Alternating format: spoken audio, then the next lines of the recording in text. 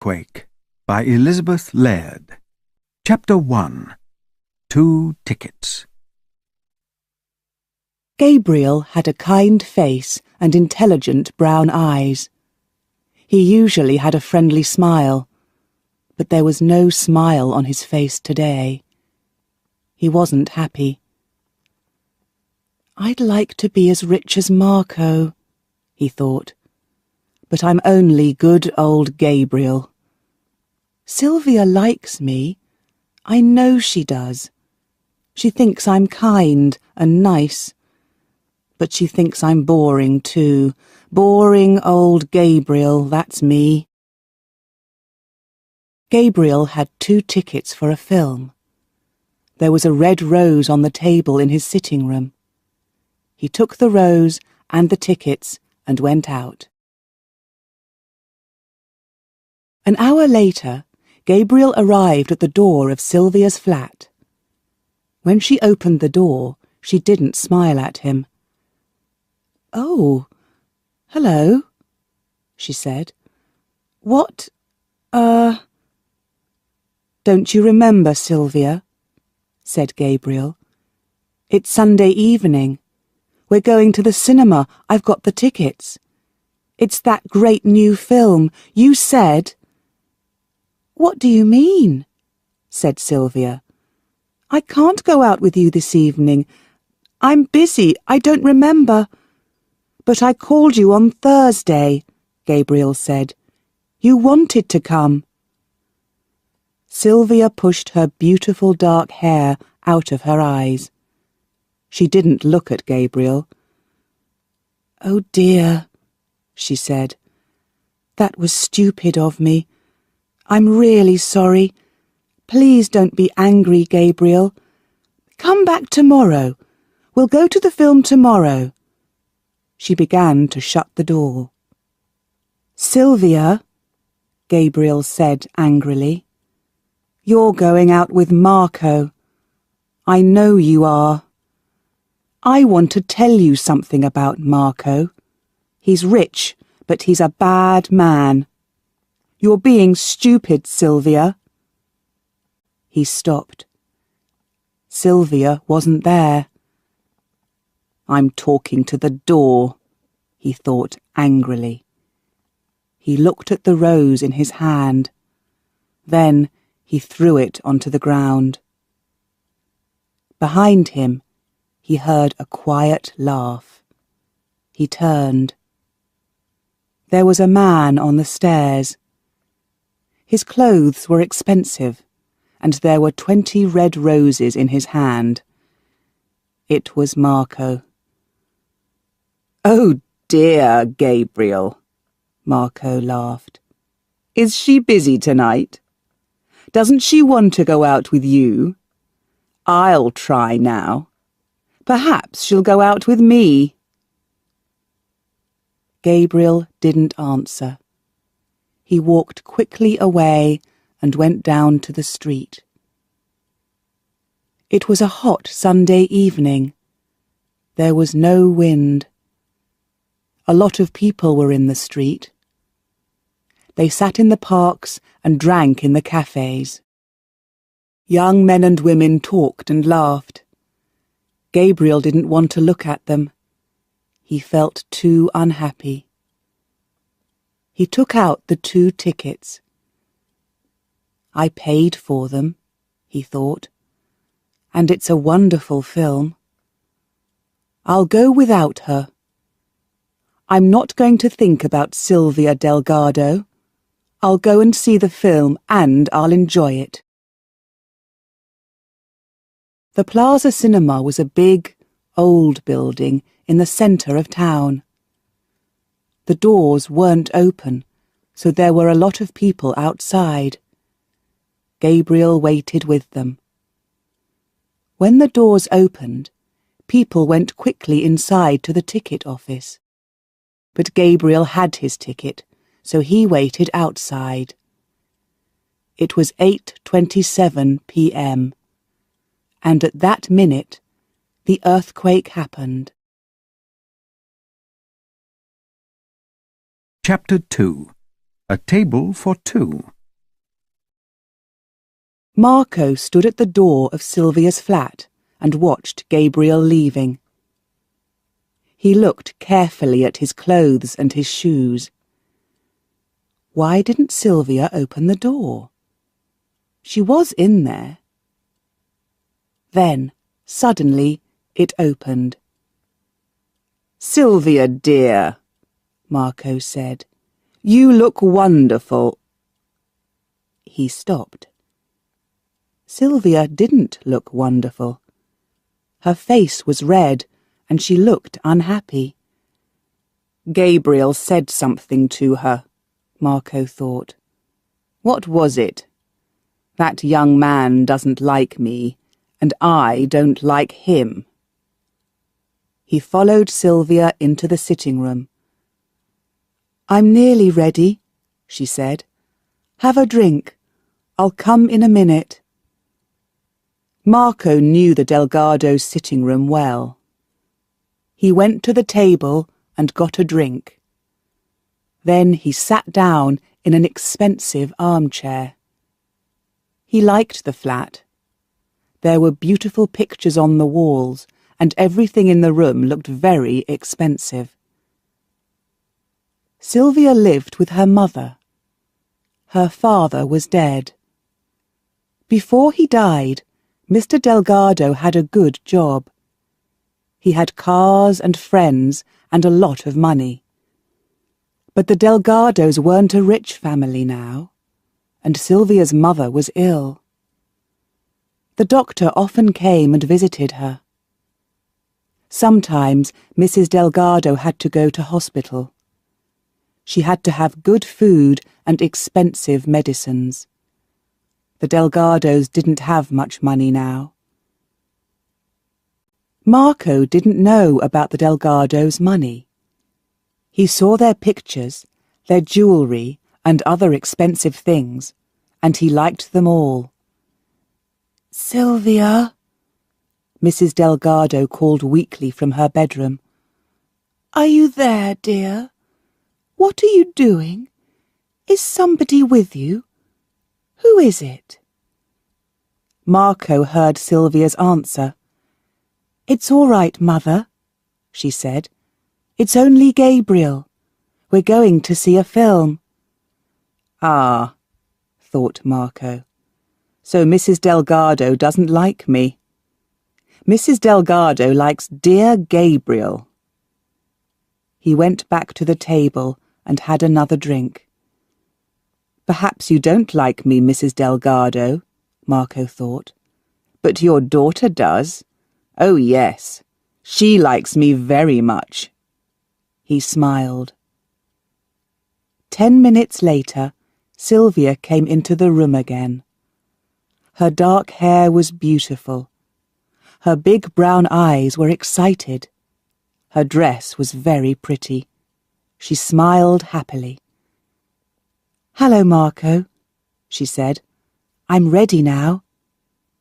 He put down his glass and stood up.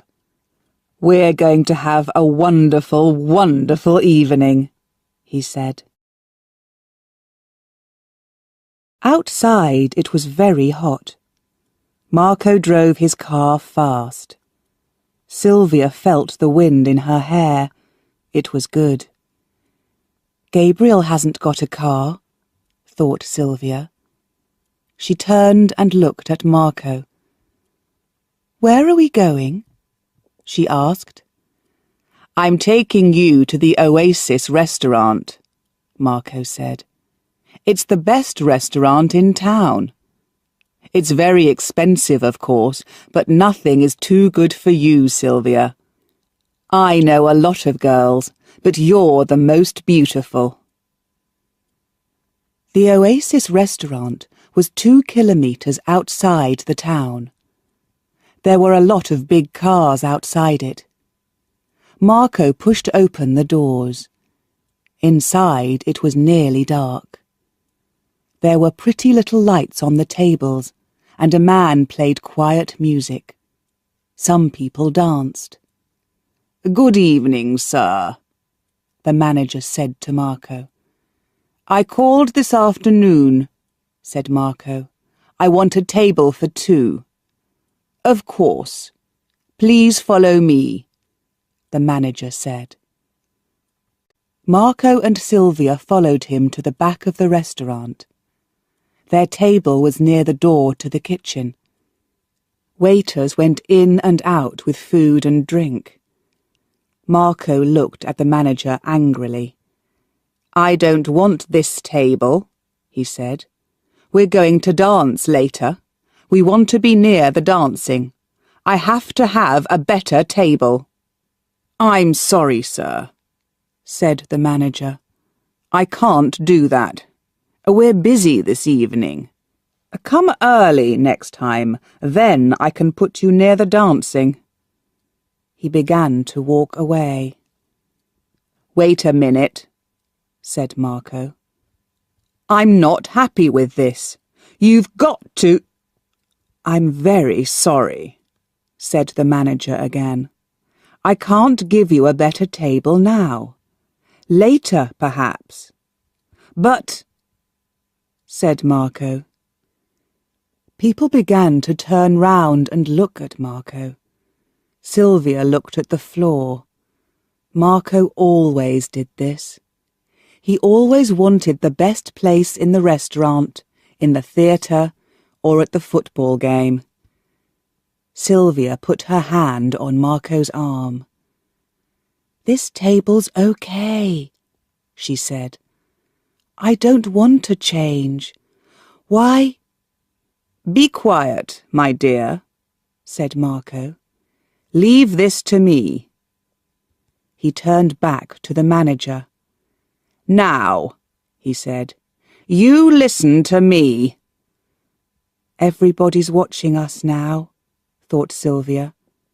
She caught his arm again. "I'll see you in a minute," she said. "I'm going to the washroom." She walked between the tables to a door at the other end of the restaurant. She saw young men and women dancing. Older people laughed and talked. They all looked happy. The washroom was outside the restaurant in a small garden. Sylvia opened the door and walked into the garden. It was 8:27 p.m., and at that minute the earthquake happened. Chapter 3. Sylvia's Story. The ground moved under Sylvia's feet. "Help! What is it? What's happening?" she thought. There was a terrible noise, and she looked up into the sky. Perhaps the noise and the shaking came from a plane. Suddenly, the lights went out and it was nearly dark. Then people started to scream. Sylvia didn't move. She couldn't move. "It's an earthquake," she thought. "Oh, no! Please, no!" The ground moved again. A long crack started to run up from the bottom of the wall in front of her to the top. Then the wall opened, and Sylvia could see the people inside the restaurant. They tried to run. Their screams were terrible. She could see hands pushing and pulling. She could see their faces and their eyes. They were terribly afraid. Then the wall fell, and the roof came down. Sylvia couldn't see the faces and hands now. The Oasis restaurant wasn't there. It was only rubble. Sylvia couldn't move. She couldn't scream. "Marco's in there," she thought. "Marco, and the manager, and those people, they... Oh, I can't... I don't..." There was another loud noise behind her. Sylvia turned. Another building fell, and another, and another. Suddenly, she remembered her mother. Sylvia tried to get out of the garden into the street, but it wasn't easy. She had to climb over a broken wall. She couldn't climb in her evening shoes. She took them off and carried them in her hand. She got up to the top of the wall and fell down into the street. Her pretty dress was dirty now, and she had cuts on her feet. There were people everywhere. They ran up and down the street and screamed. Some people tried to pull the rubble away from a building. "Come and help," one of them said to Sylvia. "My little boy's under there. Help me, please." "I'm sorry," said Sylvia. "I have to find my mother." There were cars everywhere too. Everybody wanted to get away from the buildings and out into the country. "Stop! Take me with you! Take me home!" she screamed at them. But they didn't hear her. They didn't stop. "I'll have to walk," she thought. "It's a long way, but I can do it. I have to go home and help my mother. I have to." Sylvia began to run. It wasn't easy. There was rubble across the road. A roof fell to the ground behind her. A wall suddenly fell in front of her. She climbed over it and started to run again. It wasn't dark now. The sky was red and black with fires and thick black smoke. Sylvia had only one idea in her head. There was nobody with her mother. She was ill in her bed. She couldn't move easily. Perhaps she was hurt. Perhaps she was... No, thought Sylvia. She's not dead. Oh, please, no, please. She's all right. I know she is. Mother, Mother. She was in the centre of town now. She looked round the square. There were some houses, and the big church clock showed the right time. But the hotel next to it was only a ruin. The plaza was in the same square. For the first time, Sylvia stopped and watched. Firemen and policemen carried people out of the cinema. "What happened?" she asked a girl. "The roof fell," the girl said. "Hundreds of people are dead." Perhaps Gabriel didn't go, thought Sylvia. Or perhaps he came too late, or... She didn't want to think about Gabriel now. The idea was too terrible. The Delgado's building was near the town centre, at the end of a street. Sylvia began to run again. She could see a big fire. She could hear people screaming. The building next to the Delgado's home was a ruin. Men and women pulled at the rubble. Sylvia knew them. They were her neighbours. They wanted to find their families and friends. But the Delgado's building was there. There was a big crack in the front wall, and some windows were broken, but the building looked safe. "Hey, don't go in there," a man called to Sylvia. "It's too dangerous." But Sylvia didn't stop. She pushed open the door and went in. Inside it was dark.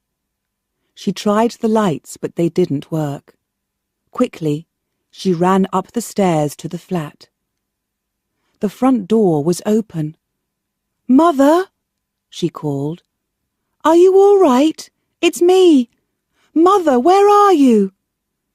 She went to her mother's bedroom. The door was open, but there was nobody in the bed. Mrs. Delgado wasn't there. Chapter 4. Neighbours. Sylvia sat down on her mother's bed and cried. "Where is she?" she thought.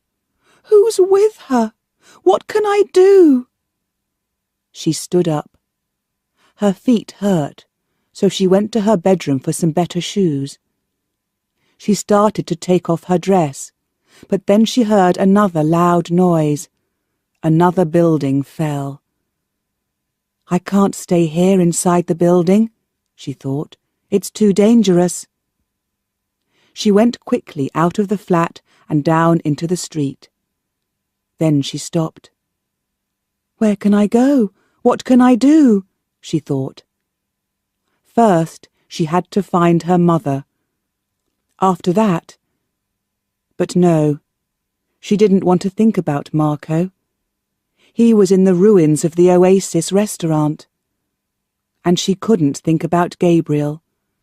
Perhaps he was in the ruins of the Plaza Cinema. Suddenly, she saw a neighbour. The old man lived in the next building. She went to him and put her hand on his arm.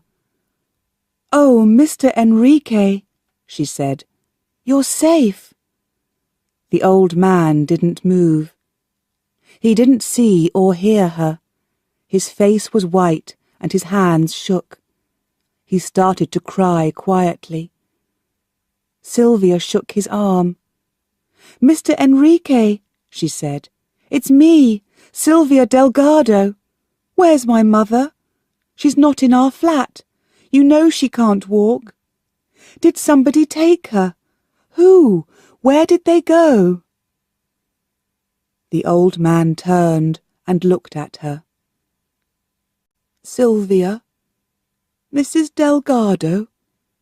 I don't know," he said. "I can't remember. There was something. Yes, I think.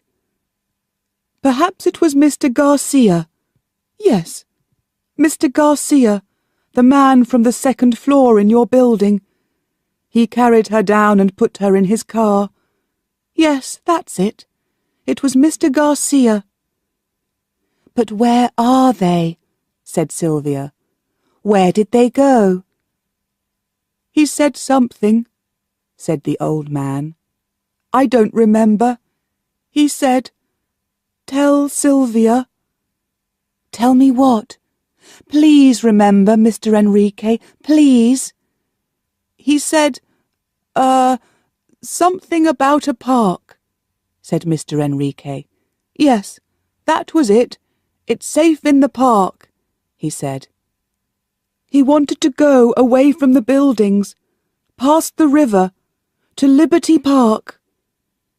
Sylvia looked at Mr. Enrique's sad old face and put her arm round him. "Thank you. Oh, thank you," she said. "I'll come back later. I'll help you then." "Help me? You can't help me," said Mr. Enrique. "I haven't got anything now. My wife, my home." Liberty Park was outside the town, past the football ground. Sylvia started to walk. Then she stopped. Her mother was old and ill. She had to take her medicines. And they were on the table next to her mother's bed. It was dangerous, but Sylvia didn't think about it. She ran back into the flat. She found a big bag and put into it some warm clothes and her mother's medicine bottles.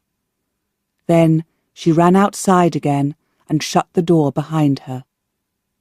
It was a long way to Liberty Park. Sylvia started walking. Chapter 5. Gabriel's Story. At the time of the earthquake, Gabriel was outside the plaza. A lot of people wanted to buy their tickets, and they went inside. But he had his ticket. He was safe because he waited outside. Gabriel heard the first sounds of the earthquake. but he didn't see the buildings when they fell. He didn't hear the screams. Some rubble hit him on the head and he fell to the ground. After a long time, he heard somebody.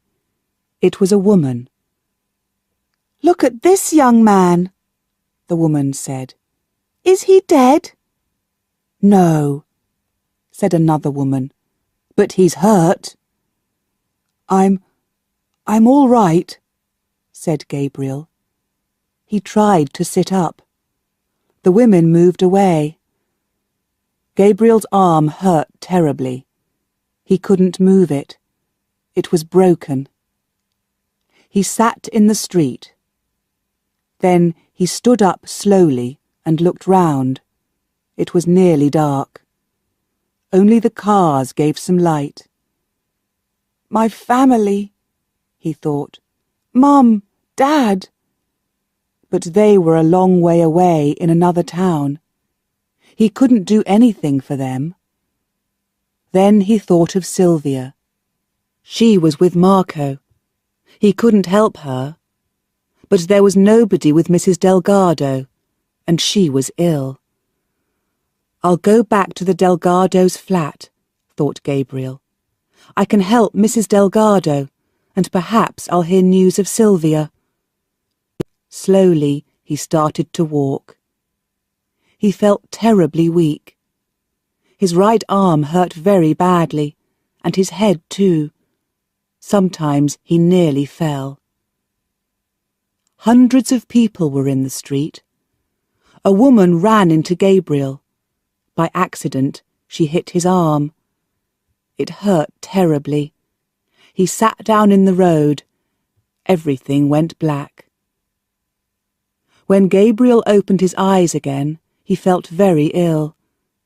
He tried to sit up and look round. He wasn't in the street now. He was on the ground with a lot of other people. Doctors and nurses moved quietly round them. He tried to feel his head with his hand. Then he remembered his arm. A nurse came to him. "Where am I? What happened?" he said. "You're in the garden of the hospital," she said. "Your arm's broken, I'm afraid, and you've got a bad cut on your head too. We can't do more for you now. Thousands of people are waiting for help, and we haven't got medicines for all of them.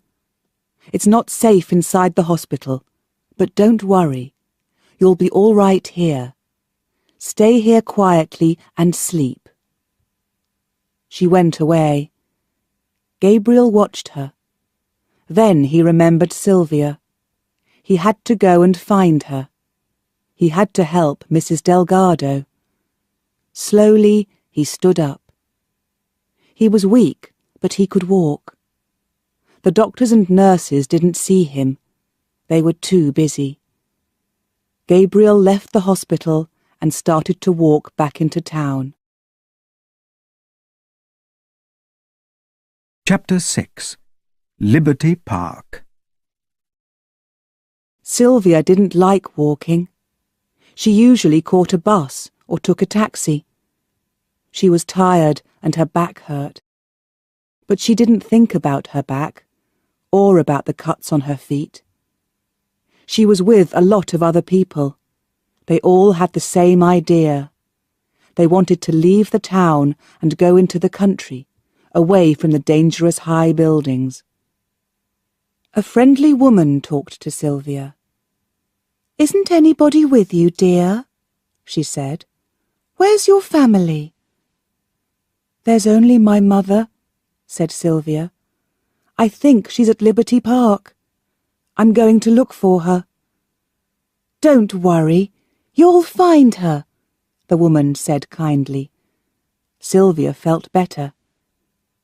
"Did you see the Grand Hotel?" said a man. "It's a ruin. Hundreds of people were inside it." "It's terrible, terrible," his wife said. "I saw a baby." She stopped. "And the shopping centre," another woman said. "The shoe shop is all right, but the supermarket is a ruin." "The centre's bad," said a man, "but it's worse east of here. I was out there when the earthquake happened." "Near the station?" the kind woman asked. "No, near the Oasis restaurant," the man said. Sylvia started to listen more carefully. "The Oasis is a lovely place," somebody said. "Is it all right?" "No," the man said. "It's a ruin. A lot of people are dead. But the manager was all right. He was at the back of the restaurant. It was better there. He'll be all right. I wanted to help the other people, but I was worried about my family, so I came back into town. We're all safe, but our home—" He stopped talking. Sylvia turned to him. "Excuse me," she said. "There was a man in the restaurant. The manager was with him when the earthquake. Do you know? Is he all right?" "Yes," said the man. "He's all right. I pulled him out. A tall, dark man. Is that him?" "Yes," said Sylvia. The man laughed. "Don't worry about him," he said. "He's fine. My friend and I worked hard. We pulled him from the rubble. But did he say thank you? No, he didn't. He was only worried about his car. He didn't help the other people under the rubble. He only had small cuts on his face and hands, but he wanted to see a doctor. Other people were dead, or nearly dead, but he wasn't interested in them. I'm sorry. Is he your friend? But really—" Sylvia didn't answer him. She wanted to think. Marco wasn't dead. She was very happy about that, of course. But she understood now. She was stupid.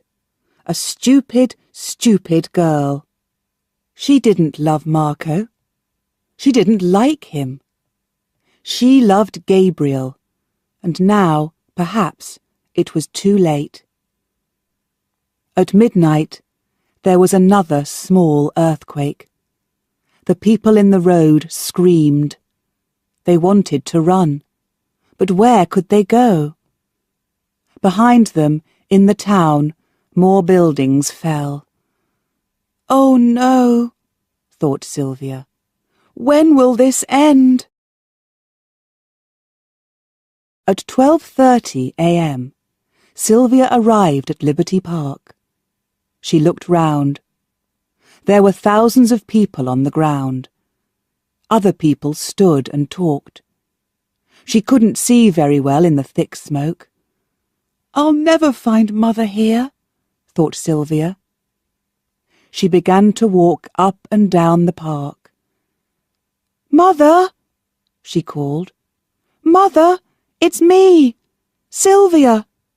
Where are you?" After an hour she was very tired.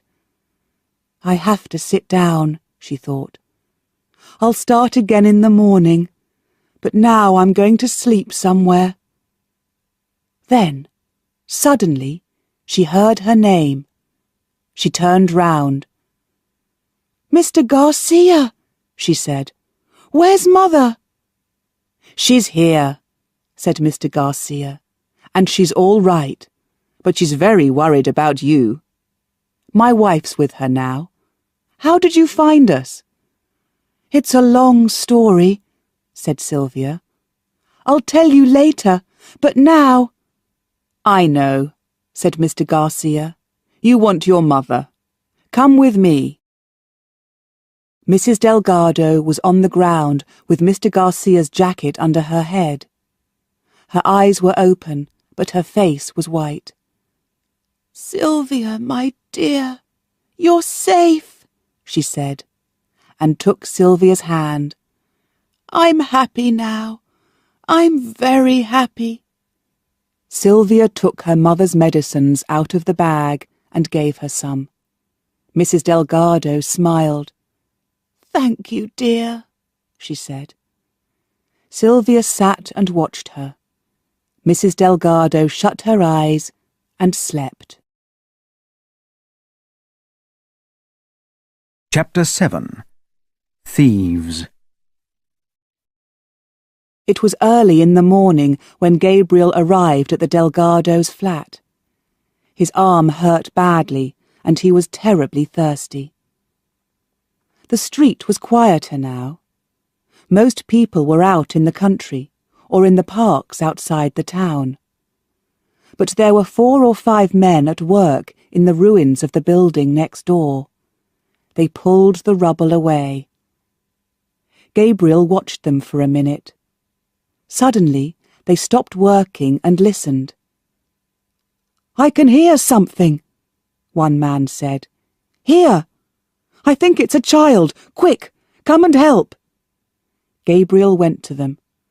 "I can help," he said. One of them looked up and smiled at him. "Don't be stupid," he said. "You've got to have 2 hands for this job. Go and sit down." Slowly, Gabriel went up the stairs to the Delgados' flat. The building was dangerous, but he didn't think about that. He could hear the cries of the child. He felt terrible. Then he felt something on the floor under his foot. He looked down. It was his red rose. It was there, in the same place, by the front door. A rose from another world, another life. The door of the flat was open.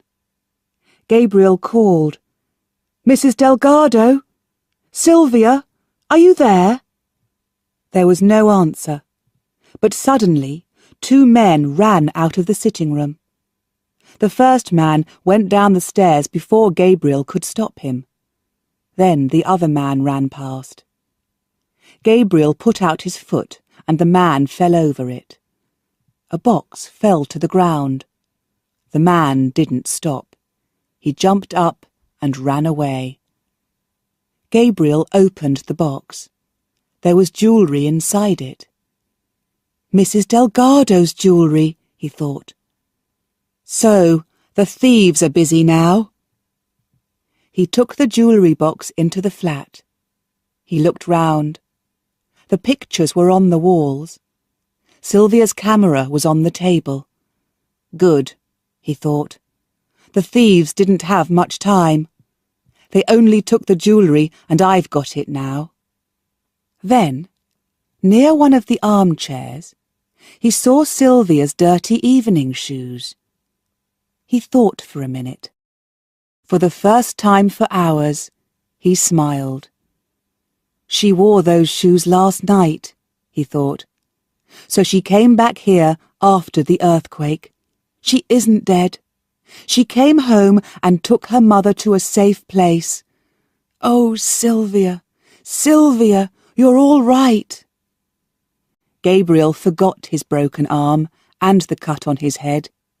He was suddenly happy. I'll look for them, he thought.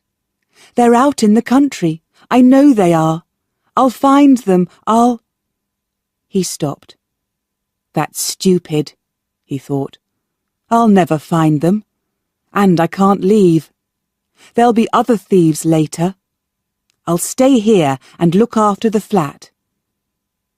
He went into the kitchen. There was no water, of course, but there was some milk. Gabriel had a long, long drink, and then felt better. His head and his arm hurt, but his legs felt stronger. And now he could think. It's not safe inside, he thought. I'll stay in the street. Perhaps I can help the other men and watch the building too. He went out of the flat and shut the door behind him. That day, and the next day, Gabriel worked with the other men. He couldn't move the rubble, or pull people out of the ruins, but he could do other jobs. The workers had to have food and drink. Gabriel found water and carried it to them. Then he looked for food. There was a shop at the end of the street. The windows and doors were broken. There was nobody there. "The manager's dead," a man told him. Gabriel climbed through the broken door into the shop. He took some food and carried it back to the workers. The child from the ruins of the next building was safe now. She was in a car on her way to hospital. But the workers didn't stop working. Other people were under the rubble. Gabriel could hear their screams. He saw a small boy in the street, 2 or 3 years old. The child cried for his mother. "She's at the hospital," one of the workers said. "We pulled her out. We didn't know about the child." Gabriel sat down next to the little boy and talked to him. He gave him some food and a drink of water. Slowly, the child stopped crying. Gabriel played with him for hours. Then his father came and took him away. On the morning of the 3rd day, firemen arrived. For the first time, Gabriel stopped working. He couldn't do anything now. He sat down in front of the Delgado's door and fell asleep. Chapter 8. Home. On the 3rd day after the earthquake, good news came to Liberty Park. Mr. Garcia had a radio in his car. "Sylvia, come and listen," he called to her. "There will not be another earthquake," the newsreader said. "People can go back to their homes. Dangerous buildings have a white cross on the door. Do not go inside those buildings. Other buildings are safe. I will say that again." Mr. Garcia and Sylvia listened again. Then Mr. Garcia turned the radio off. "Do you think it's really safe?" Sylvia asked. "Do you think we can go home?" Mr. Garcia shook his head. "I don't know," he said. "But I know one thing. Your mother can't stay here. We'll take her home to her bed. You can look after her there." Everywhere in Liberty Park, people asked questions. Many people were worried. Was the newsreader right? They were afraid of another earthquake. They wanted to stay in the country for another day or 2. But other people wanted to go home. They started to move into the streets. Sylvia sat down next to her mother.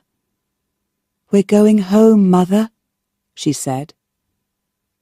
Mr. Garcia carried Mrs. Delgado carefully to his car. She was as light as a child. Sylvia opened the back door of the car, and Mr. Garcia put Mrs. Delgado inside. The journey into town took a long time. There was rubble everywhere, and in some places there were trees across the road. Mr. and Mrs. Garcia sat in the front of the car and talked. They were worried about their flat, their friends, and their neighbours. Sylvia sat in the back with her mother and looked out of the window. But she didn't see the ruins, or the rubble, or the firemen. She didn't hear the Garcias. "Will I see Gabriel again?" she thought. The car turned into the Delgado street and stopped outside their building. "Look! Look! It isn't there!" said Mrs. Garcia. "What isn't there?" asked Sylvia. "The white cross. There's no white cross on our building. It's safe. We can go home." Mrs. Garcia jumped out of the car and ran up the stairs to her flat. Mr. Garcia smiled at Sylvia. "You go up first and open the door," he said. "My wife will come back in a minute. Then we'll carry your mother up the stairs." Sylvia went into the building and up the stairs. Then she stopped. There was a man asleep in front of her door. He looked thin and ill. His face and clothes were dirty, and his arm, his head— "Gabriel!" she said. Gabriel woke up and jumped to his feet. He didn't see Sylvia in the dark. He only saw another thief. "You can't come in here," he said. "This is the Delgado's home. No thieves here." "Gabriel," said Sylvia again. Gabriel stopped talking. His head was hot. His legs felt weak. He didn't want to fall now. Not now. "Is it you?" he said. "Is it really you?" He had something in his hand. Sylvia couldn't see it very well. Then she understood. It was a dirty, dead red rose. She took it out of his hand. "Thank you, Gabriel," she said. "It's beautiful."